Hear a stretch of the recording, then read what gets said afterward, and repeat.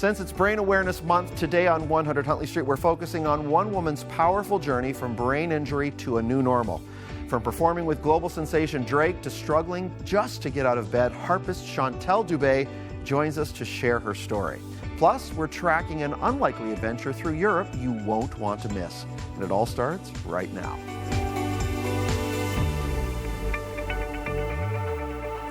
Welcome to 100 Huntley Street, your home for hope. We are so glad you joined us today. And you're looking fantastic, by the way. You are. You've never looked better. Right? I know. I thought so too.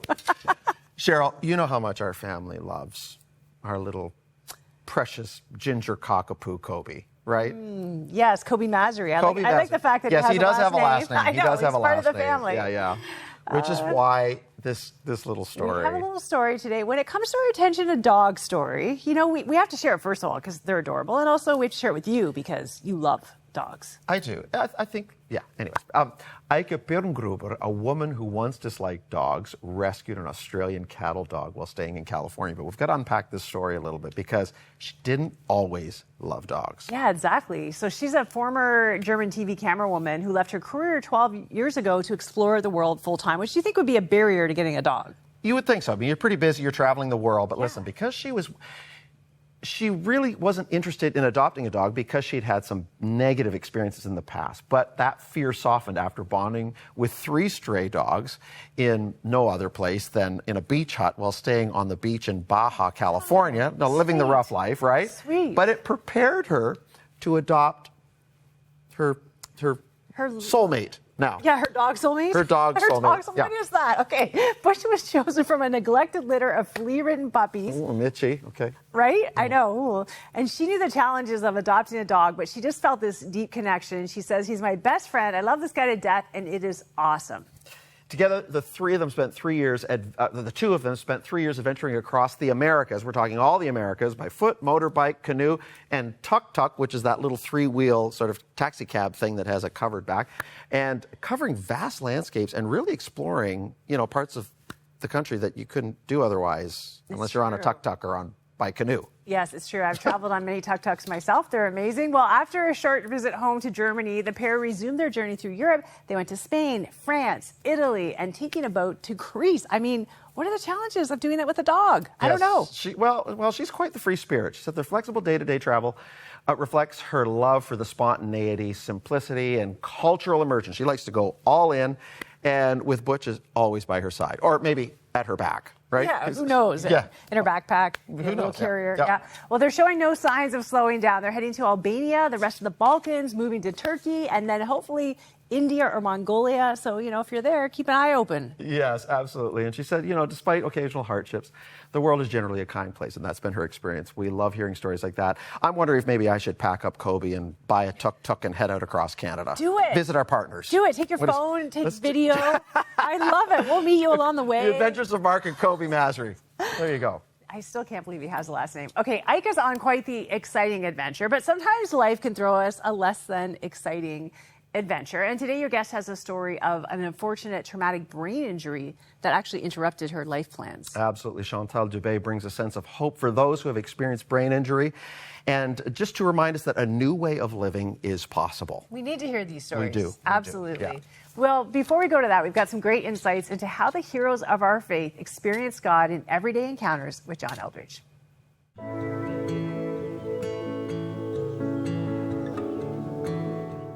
John Eldridge is with us once again. He is a counselor, teacher, and the author of the new book, Experience Jesus Really, Finding Refuge, Strength, and Wonder Through Everyday Encounters with God.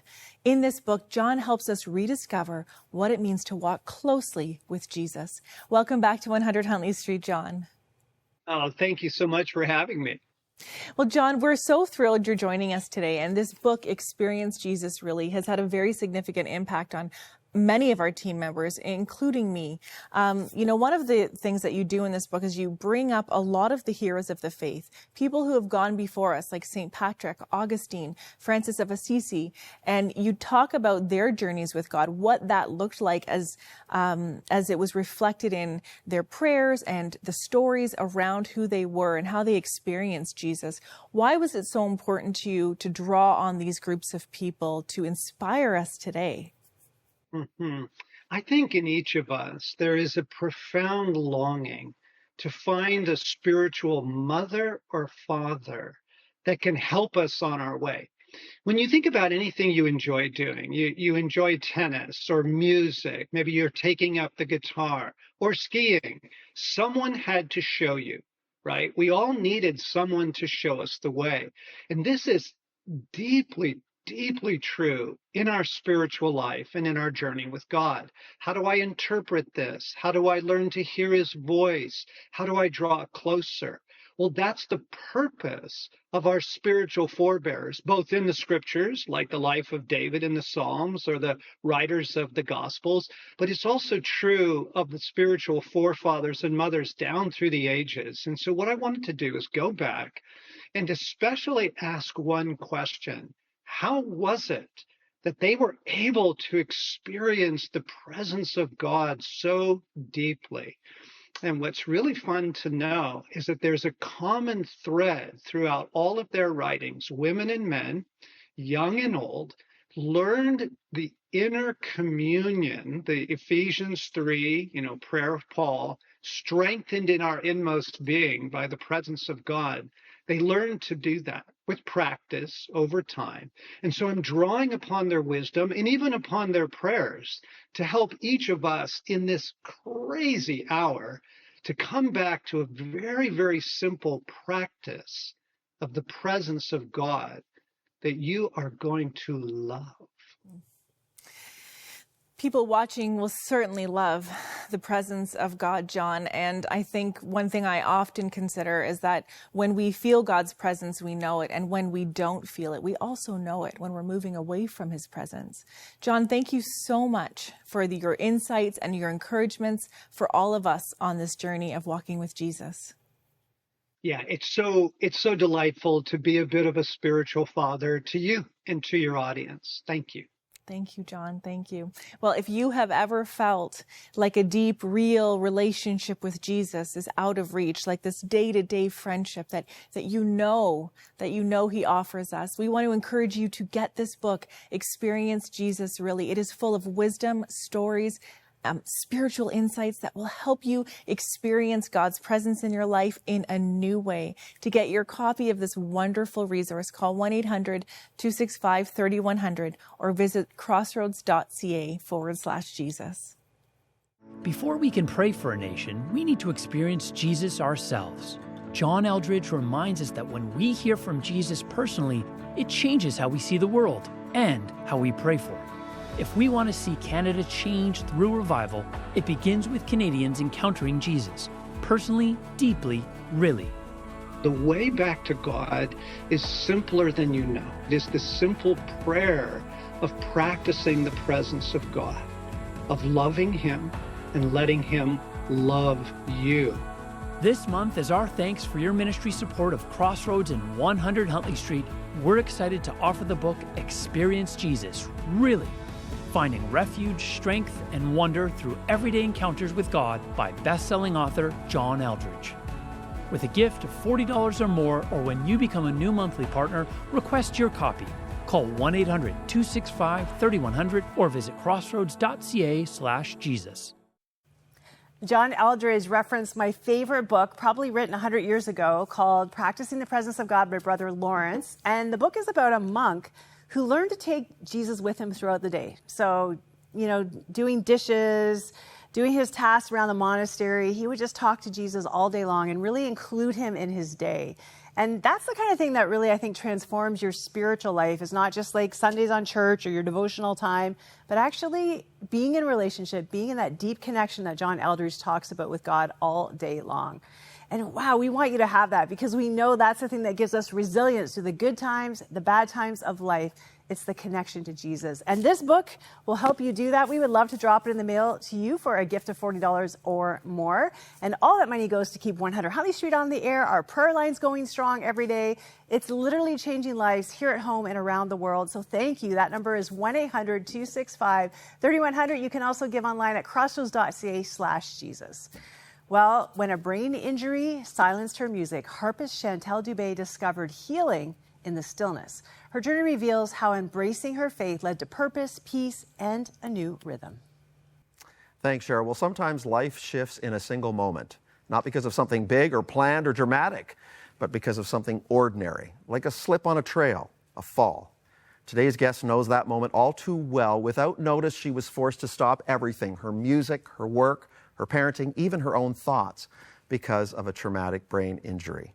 Please welcome recording artist, author, and entrepreneur Chantal Dubé, a woman whose strength is quiet, whose presence is powerful, and whose words may just give some of you watching today permission to breathe again. Welcome back to 100 Huntley Street, Chantal. Thank you. Thanks for having me. It's a pleasure to have you back. You are no stranger to our 100 Huntley Street audience, as you've shared your music and a bit of your infertility and adoption journey with us in the past.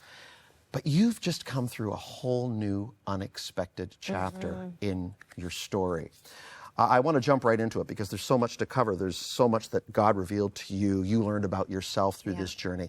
Let's go back to the day that everything changed. You had just picked up a new planner. Yes. Excited to fill it with ideas and plans and agenda, and then everything changed. Yeah. So that year I had paid way too much money for an incredible planner that was going to help me fulfill all of my dreams and ambitions. And that was the year that, everything was going to come into place. I had just finished writing a book, and this was the year I was going to find an author, maybe a publisher and a literary agent, and just get that book going to the next level, right?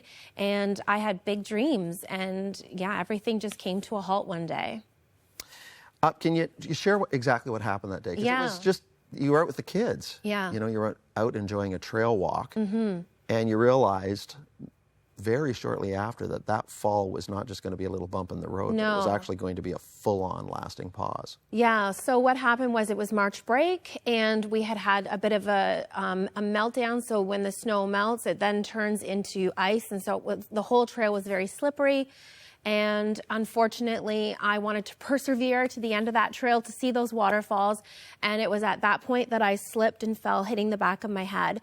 I had never experienced or remembered experiencing a concussion before, but something in the pit of my gut told me that I had actually just experienced a concussion. I felt very nauseous and very dizzy. And it was an hour hike out of the trail. So that was challenging. And at that point, I realized this is going to be more than a small pause in my life. Yeah, you described those early days of your injury as feeling like you were lying awake in a coma. That's right. That's a pretty haunting image. What was it like to be so aware of your needs but unable to meet them or even explain them to others, which, when we want to go to others for help, that's one thing, but when we can't explain what we need for that help. Yeah. I think that at that point, it was really helpful to know that I had a team around me of people that were going to advocate for me and advocate for my health. Having my family there was really important because I had never felt so helpless in my life. I've always been the planner. I've always been the one who would think ahead. I've always been that performer who has it all together. And all of a sudden, I couldn't even really articulate a sentence or really put into words what my needs were at the time. It was life-changing. Yeah, and I think what's important to mention, especially this being Brain Injury Awareness Month, that concussions, brain injury can take on any number of forms. Like, it's not necessarily one size fits all. We're not necessarily sure how it's going to affect one to the next. But you describe, the place of comfort was silence and darkness for you, right? And these were comforts for you, almost lifelines, if you will. Talk to us a little bit about that, because overstimulus can really be a big part of it, right? Absolutely. So for several months, it was about being silent, being still, and finding hope and peace in those places. Being in the dark, definitely it was a time in my life where I had to take this pause that I didn't want to take at the time. I really did look at my brain injury at the beginning as an interruption, but now looking back, I definitely see it as a pause that God really intended for my life. And I'm actually really thankful for that pause now. Yeah, and I know faith has always been a very integral part to your story. Absolutely. You've shared that unabashedly here on the program. You talk about even going to church being a challenge for you. I mean, when the worship band got up to lead worship, it was just like, it's just too much. Yeah. Where did you find solace when you needed to express and commune with God in terms of your faith? Because you had to make some decisions. Yes, I had to make a lot of changes. So church was one of those big challenges for me, something that I love to do on a routine basis that I had to definitely change. So I found a little candlelight service, actually only 10 minutes from my home, and there was no participation required, and only one acoustic instrument was performing there each night. And so I found solace there. I also found solace in the Psalms. When I was able to read a little bit, I would just read the Psalms very slowly throughout the song and just mark down like little verses that I found would bring me comfort. And, we all know there's a lot of peace and hope in the Psalms. And there's a lot of verses that helped me process my lamenting as well. Mm-hmm. Interesting side note, that candlelight service, there was a harpist there you found out was actually one of your former students. Yes. How cool is that? That was a really full circle, unpredictable moment. Yes. Yeah. One of my former students was actually now, God was using her to minister to me in that moment. So when I couldn't even perform myself, she was performing for me and bringing me comfort. It was an incredible moment. What a gift that was. Absolutely. And God is about giving us those little gifts and signs along the way that we're not forgotten.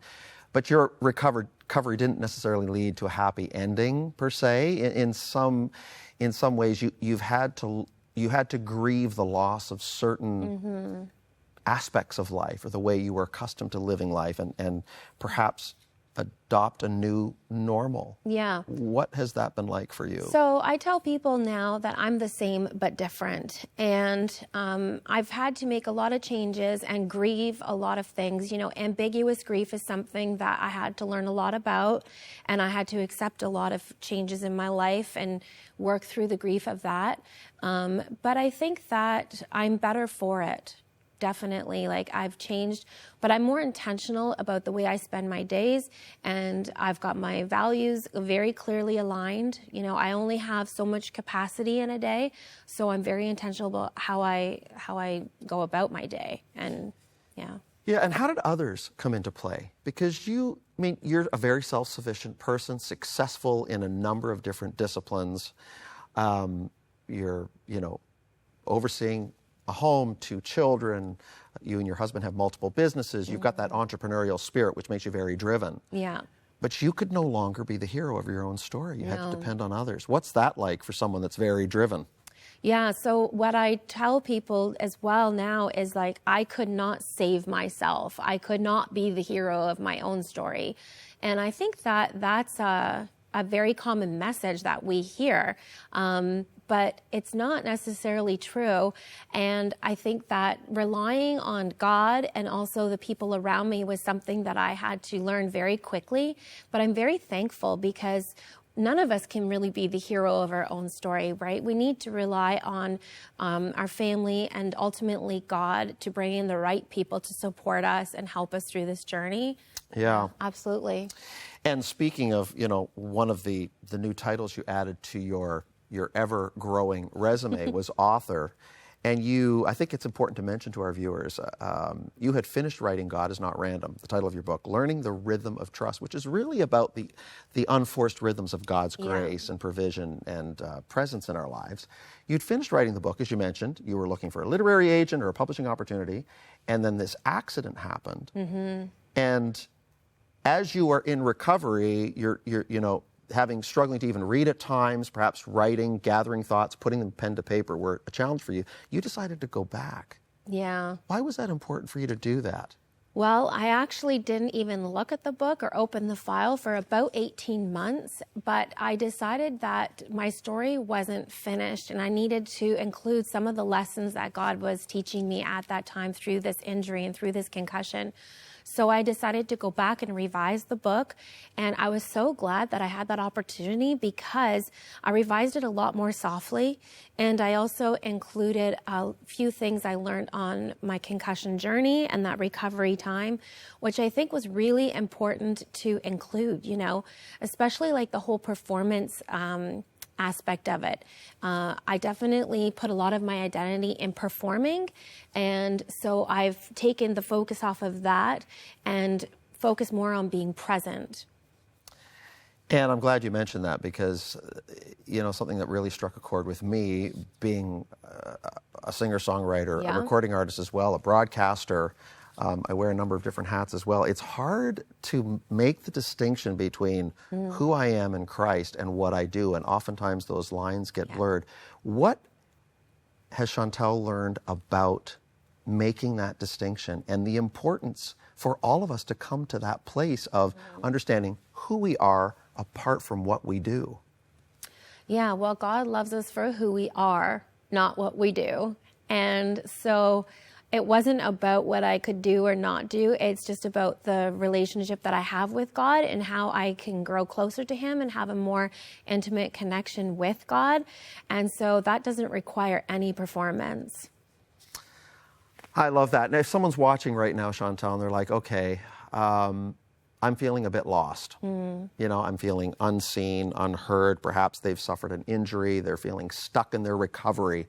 What would you say to that person right now that might offer words of encouragement that God has taught you in your own journey and how to depend on Him? What would you share with that person right now? I love the story about Hagar and how she's in the wilderness and she feels really abandoned and she's on the run. Having a concussion is a very lonely and dark time of recovery. And so I wasn't running from anything, but I did feel very abandoned and alone. Even though my family was there, it was just a very lonely time. And she says that, God sees us and God hears us. And I think that would be my message, that God sees you and that He hears you. And there's a purpose, and we have to persevere through the suffering. That's really been important for me, to persevere through the suffering, because there's definitely purpose in everything. It's sometimes hard to see in that moment, but my suffering, for me personally, resolved into harmony because I was intentional about how I went through it and just really leaning into God. And you have not shied away from tackling your suffering head on, as you've shared with us other challenges you've had in your life up to this point. How are you today? How is Chantal today? How is the recovery journey with the brain injury? Yeah, so I would say to people that I'm the same but different. There's things that I do that may look the same, but I do them differently. Like I said, I have different values, different goals, and I spend my time a lot more intentionally. I love that. Well, Chantal, there's no mistaking the fact that God has entrusted you with the task, whether you wanted it or not, of encouraging others to trust Him. Your lived experiences have been the impetus for this special mission that you are on, and I thank you for sharing with us again today so candidly and honestly. Her book is God is Not Random, and I just love the title, Learning the Rhythm of Trust and Knowing How to Respond to Those Unforced Rhythms of God's Grace and Mercy in our lives. Thank you so much for being with us again. And and this time you didn't have to bring your harp. No. So your load was a little bit lighter, but perhaps next time. God bless you. Thank you.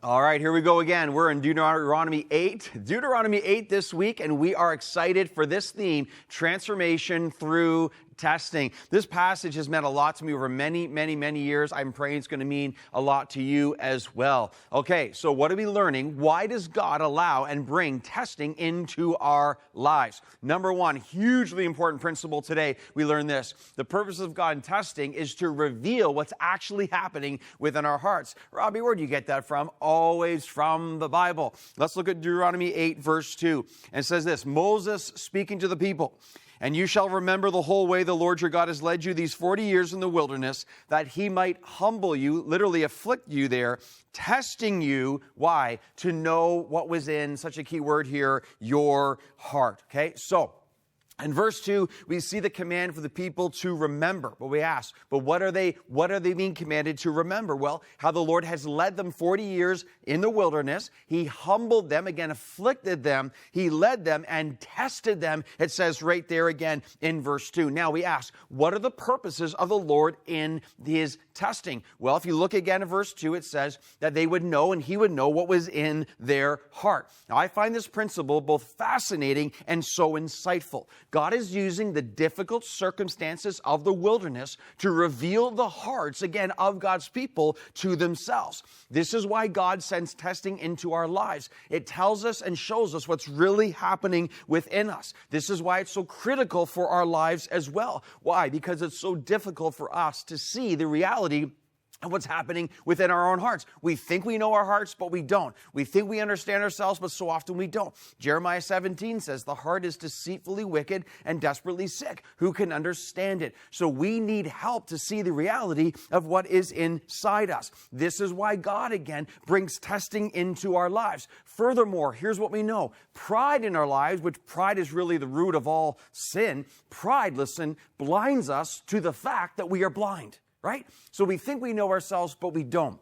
Situations happen, and all of a sudden, the true heart comes out. Warren Wiersbe's super helpful here. Warren Wiersbe says this. He says in this quote, the devil tempts us to bring out the worst in us, but God tests us to bring out the best in us. That's a very, very important piece of wisdom right there for us. So, how we respond to the tests in life reveal what's actually happening within our hearts. This happens in the big things in life. This often happens in the small things of life. Think about it. Small tests in life on a daily basis. What happens with our hearts when someone cuts us off in traffic? Again, how we respond, what that reveals, how we handle bad customer service. I'm in these stores these days, and all these stores are like, we will not tolerate verbal or physical abuse. I'm like, what's happening in these places? Well, the hearts of people are being exposed. What happens when our exciting plans for the day don't work out? What happens when our golf day being planned and it gets rained out? How do we respond to that? What happens again when your child spills on the floor again after you just clean the floor? Again, what happens when you don't make the team you wanted to make? You encounter a difficult teacher. Big things, job loss, financial disappointment, physical setback or health crisis. All of these reveal what's happening, again, within our hearts. See, God cares about our hearts. He allows testing for us to see, wow, we need help. And I believe God keeps us in the classroom until he gets the mark that he desires. So this is a massive form of testing. There's more to come all week long, but what a starting point. God uses tests to reveal what's in our hearts. Prayer Center's open. Let us love you. Come back tomorrow. We continue to grow in God's Word together. I can't wait. Okay, I have a confession to make, Mark. I have taken the same spiritual test more than once. And it's like, no, didn't I? I thought I passed it last time. Like, why again? I just said to you, I'm never going to get out of this grade. Right? I know. It's such a good teaching, too, because Yes. we need to put understanding around our trials sometimes and really deal, like Chantel did, like facing her trials head on, like not shying away and really processing it. And, you know, Mark, the big question that was in my mind the whole time you're talking to her is, like, can she still play the harp? Does she still perform? Yes, she does. She still plays the harp, plays it very well. She has opportunities to play it for newborn babies. It's like a therapeutic use. She still plays beautifully, and I can only imagine that would be the best way I would like to be soothed, by hearing beautiful harp music, and she does it with excellence still. She's not really considering herself the performer as she was, but she still plays beautifully. That's just a life choice. Oh my gosh. I met a harpist actually when I was in BC about a month ago. And she, is visually impaired and she's autistic as well. She plays the harp by the waterfront in Qualicum Beach. And she raises money for a Christian camp, $1,000 every summer to send kids to camp. There's just so many heroes in our world. I just love hearing stories like that. And we get to share countless stories like that here on the program. Thank you for being with us today, and be reminded that God is writing your story. Nothing is wasted. Just put it all back in his hands. Trust him for the best possible outcome. He loves you. We love you. And we'll see you here again soon. Bye for now. Bye.